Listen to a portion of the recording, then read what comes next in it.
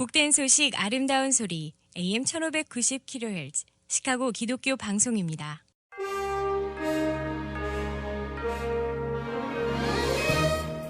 여러분 안녕하십니까? 11월 13일 금요일 KCBS 헤드라인 뉴스입니다. 캘리포니아주가 텍사스주에 이어 신종 코로나 바이러스 누적 확진자 수 100만 명을 넘는 두 번째 주가 됐습니다. 현재 캘리포니아 신종 코로나 바이러스 누적 확진자는 어제 하루 9,000명가량 증가한 100만 7,056명입니다. 지난 14일 동안 입원 환자가 3분의 1가량 증가했고 누적 사망자는 18,000명이 넘습니다. 신종 코로나 바이러스 확산세는 현재 50개 주 가운데 46개 주에서 증가 추세에 있는데 벌몬트, 유타, 오리건 등 10개 주는 어제 사상 최고치를 경신했습니다. 현재 미국 내 신종 코로나 바이러스 누적 확진자는 어제 16만 1,500여 명의 일일 신규 확진자가 추가돼 최다 기록을 갱신하면서 1,088만 526명의 누적 확진자와 24만 8,638명의 사망자를 기록하고 있습니다. 국내에서 최근 긴급 사용 승인된 신종 코로나 바이러스 항체 치료제가 일선 병원에 배포되기 시작했습니다. 바이오 전문 매체 바이오 센츄리는 어제 정부가 다국적 제약사 일라일릴리의 코로나19 항체 치료제 배포를 시작했다고 전했습니다. 정부는 국가에서 시행하는 공공의료보험인 메디케어 수의사들이 본인 부담 비용 없이 코로나19 항체 치료제로 치료받을 수 있도록 했습니다. FDA는 환자들이 코로나19 증상 발생 후 10일 이내에 치료를 받아야 한다고 명시했지만 그러나 많은 환자들이 증상 발생 후 2, 3일이 지나서야 검사를 받고 있어 의료진이 환자들에게 투약 여부를 판단할 시간이 거의 없어 문제가 되고 있다고 언론이 지적했습니다.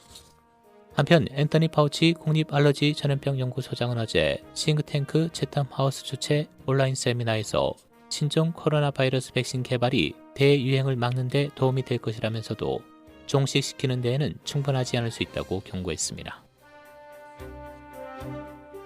일론 머스크 테슬라 최고 경영자가 하루에 신종 코로나 바이러스 항원 검사를 4차례 받았지만 양성과 음성 판정이 각각 2번씩 나왔다고 밝혔습니다. 결국 정확도가 더 높은 유전자 증폭 PCR 방식의 검사를 받기로 결정했습니다. 그는 자신이 가벼운 감기 증세를 겪고 있으며 특이한 증상은 없다고 설명했습니다. 공화당 내에서 조 바이든에게 정부 당국에 일일 브리핑을 제공해야 한다는 목소리가 확산하고 있습니다. 언론 등에 따르면 일부 공화당 상원의원들은 공개적으로 바이든에 대한 정보 브리핑 접근권을 허용해야 한다는 요구에 동참하고 있습니다. 이들 중 일부는 트럼프 대통령의 불복 소송을 지지하면서도 바이든에게 기밀 정보 브리핑을 제공해 국가안보 공백이 발생하지 않도록 해야 한다는 데 뜻을 같이 하고 있습니다. 공화당 적 그레슬리 상원의원과 트럼프 대통령 측근으로 분류되는 린지 그리엄 상원의원, 런 존슨 상원의원까지 바이든의 정보 브리핑 접근권을 허용해야 한다고 요구하고 나섰습니다. 반면 케빈 맥카시 공화당 하원 원내대표는 언론 인터뷰에서 내년 1월 20일 누가 미 대통령으로 취임하든 정보 브리핑을 받을 수 있을 것이라고 했습니다. 제임스 이너프 상원 군사위원장도 일반적으로 후보에겐 정보 브리핑을 할 필요가 없다고 생각한다며 당선이 확정되기 전까지 어떤 후보든 이에 관여해서는 안 된다고 본다고 의견을 밝혔습니다. 연방정부와 각 주정부의 선거관리기관 당국자들이 지난 3일 실시된 대통령 선거와 관련해 부정선거가 이루어졌다는 증거는 전혀 없다는 입장을 내놨습니다. 국토안보부 산하 사이버안보국과 선거지원위원회, 주정부 국무장관협회, 주정부 선거관리위원장협회 등이 참여하는 선거인프라 정부조정위 집행위원회는 어제 공동성명에서 11월 3일 선거는 미역사상 가장 안전했다며 이같이 밝혔습니다. 위원회는 현재 전국적으로 선거관리 공무원들이 결과 확정에 앞서 전체 선거 과정을 점검 및 재검토하고 있다며 필요한 경우 투표용지를 다시 재검표하는 주도 있고 이를 통해 실수나 오류를 식별하고 수정할 수 있다고 설명했습니다. 프리츠커 일리노이 주지사는 어제 코로나 바이러스 감염자가 계속해서 폭발적으로 증가세가 이어지면 주 저녁에 재택 명령을 내릴 수밖에 없으며 우리는 지금 그 방향으로 가고 있다고 경고했습니다. 지난 봄 일리노이주를 강타한 것보다 3배나 큰 두 번째 코로나 바이러스 폭풍에 직면한 가운데 주 보건당국자도 주민들에게 가능한 한 집에 머물라고 촉구했습니다. 일리노이주 신종 코로나 바이러스 1일 신규 확진자 12,702명 발생해 3일 연속 신기록을 세운 가운데 누적 확진자 수는 53만 6,542명, 사망자도 43명 추가돼 총 사망자 1,846명을 기록하고 있습니다. 일일 테스트 수는 10만 617건, 확진율은 12.6%로 다시 신기록을 갱신했습니다.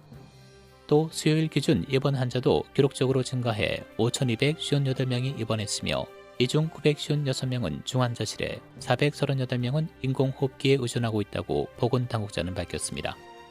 한편 로리라이프 시카고 시장은 시카고의 코로나 바이러스 급증세가 계속됨에 따라 오는 16일 월요일부터 결혼식, 생일 파티, 장례식과 일부 사교 행사의 참석 인원을 10명으로 제한한다고 발표했습니다.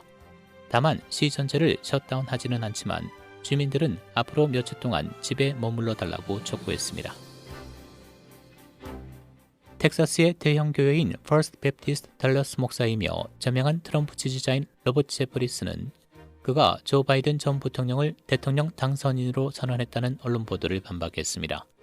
로버트 목사는 지난 11일 트윗에서 나와 위대한 대통령 트럼프 대통령과 관계가 깨졌다라는 거짓 언론 보도를 믿지 말라며 나는 그를 전적으로 지지한다고 밝혔습니다. 또 12월 14일 선거인단이 선출될 때까지는 대통령 당선인은 없다라고 썼습니다. 미국인 이혼율이 50년 만에 최저를 기록했고 결혼율도 계속 감소하고 있는 것으로 나타났습니다. 가족연구소가 미 전역을 대상으로 분석 조사한 결과 작년 미국인들의 이혼율은 인구 1000명당 14.9명으로 1970년 15명보다 더 낮은 수치를 기록했다고 발표했습니다. 또 결혼율도 감소했는데 2019년 미혼 성인 1000명당 33명이 결혼을 했고 이는 10년 전인 2010년에 35명, 1970년 86명이 결혼을 해 결혼율도 계속 감소하고 있는 것으로 나타났습니다. 이혼율과 결혼율이 동반 하락하는 원인에 대해 경제적으로 안정된 사람들은 결혼하고 가정을 유지하지만 중산층과 가난한 미국인은 이혼하거나 독신으로 지내는 비율이 높다라고 분석했습니다. 날씨입니다. 오늘 대체로 맑은 쌀쌀한 날씨 보이겠고 일부 구름 많은 곳 있겠습니다. 낮 최고 41도, 밤 최저 27도. 내일 토요일 대체로 흐리고 오후엔 비가 내리겠습니다. 낮 최고 47도, 밤 최저 43도.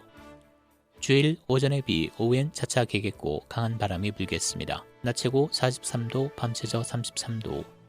다음 주 월요일 대체로 맑은 날씨 보이겠습니다. 낮 최고 51도, 밤 최저 29도입니다. 지금까지 진행해 KCBS 뉴스 박상준이었습니다.